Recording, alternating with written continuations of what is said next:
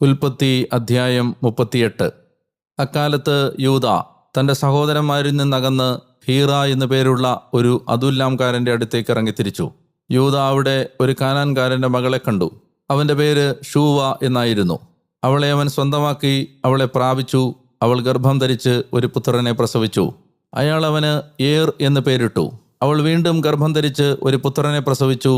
അവൾ അവന് ഓനാൻ എന്ന് പേരിട്ടു. അതേ തുടർന്ന് അവൾ വീണ്ടും ഒരു മകനെ പ്രസവിച്ചു. അവൾ അവന് ഷേല എന്ന് പേരിട്ടു. അവൾ അവനെ പ്രസവിക്കുമ്പോൾ അയാൾ കസീബിൽ ആയിരുന്നു.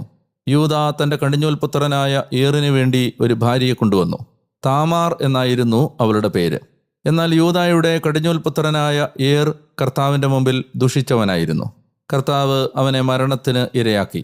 അപ്പോൾ യൂദാ ഓനാനോട് പറഞ്ഞു, നിന്റെ സഹോദരൻ്റെ ഭാര്യയെ പ്രാപിച്ച് അവൾക്ക് പ്രതിഭർത്താവായി നിന്റെ സഹോദരന് വേണ്ടി സന്താനത്തെ വളർത്തുക.